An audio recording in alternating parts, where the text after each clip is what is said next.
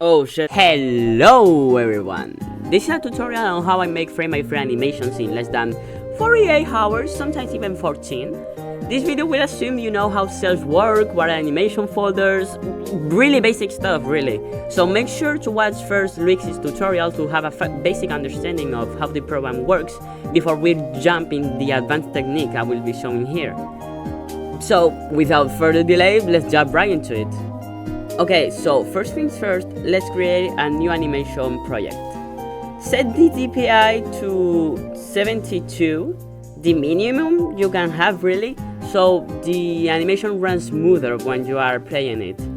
Make the canvas the size you want. I recommend 1920 for 1080 for YouTube, but go crazy, make a pixel art canvas if you please. Okay, jokes aside, once you have your project, for the sake of your eyes, create a new layer with only a gray color. Your eyes will really thank you for this. I have experience. Now, an option I've seen barely used by anyone is this subview window. It should be by default here, but you can find it over here in Windows. This is a lifesaver for animation. Drawing a new project a reference of the character you will be animating. Save it as a clip file, and here in the folder icon, select the file. Now you won't have to worry for not remembering the exact details of your character. If you want to modify the file, do it by pressing the pencil and paper button here, and press Ctrl S to update the changes. Another cool feature is the eyedropper. You can choose the colors directly from the drawing, but I don't recommend that as I have a faster technique saved for later. Okay, make the animation folder that will be used for the sketch. Create a folder, put a layer there. Now in the timeline, assign that folder as your first frame. This is the shortest, most efficient way to do it. Now rename your animation folder to something like sketch and give it a color that you associate with sketches. I will make it red because that's the color I use to sketching, but it can be anything really. Do this with every folder you will be creating so you can easily identify layers just by their color. Also by default, everything in Clip Studio is way too big. We're going to fix that right now. Right click on the thumbnail of your layers and select the smallest option. In the timeline, go to the magnifying glasses and press several times the one with the minus symbol. Now with this new information, you'll notice the sketching step may be a little faster.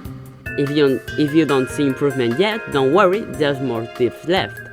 After doing the sketches of your keyframes, lower the opacity of the animation folder and create a new one.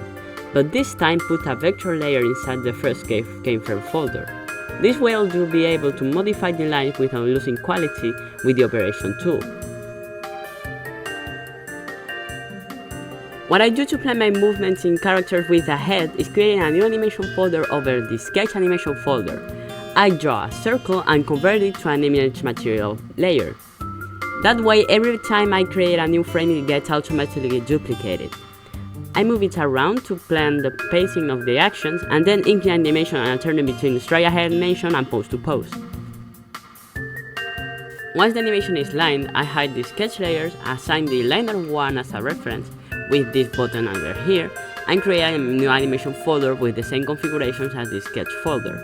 In the coloring phase, I press Tab to have a complete view of the canvas, but I first need to have access to the colors. Choose the first color in the color wheel, right click in the sexy commands bar, and choose Add Drawing Color. Select the second color, right click over the first color you've added, and now choose Insert the drawing color into the group. Repeat this last process with all the colors you'll need for the character, and now you can press Tab to color without any distraction. This tip is better for your characters with small details, but if your character is simple, you don't really need to press Tab. The most efficient way I found to color is doing one color at a time.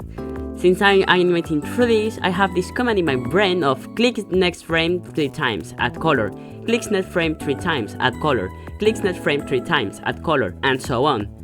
Once you reach the last frame, change the command in your brain of click next frame 3 times to click previous frame 3 times, and add another color. Go back and forth in your timeline until all the colors are added. This method will make this usually tedious process just a little repetitive at worst.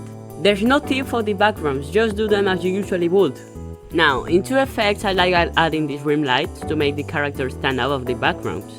What I do is, in the same colors layer, I create a new layer, set it to glow dodge, adjust the layer, pick a highly saturated color or just a plain white, zoom out a lot, with the 1 tool set to selection to refer layers, select the outside of the character, fill with the bucket tool here, and now move the selection 1 or 2 clicks with the arrows in your keyboard. Now what I do so you don't need to repeat the whole process is clicking here, so you erase the layer, Ctrl C, Ctrl Z, and now every time you create a new cell, press Ctrl V. This process is optional but will make your work look more refined. Now, if you want to add any blending layers, make sure to make them under this rim layering layer so you don't lose the effect. I don't have any tips for the exporting step, I just do it. And there you go! I recommend rewatching the video while working on a quick animation and following the steps and tips I say here, so you can absorb the information easier. Practice makes perfect. Thanks for watching.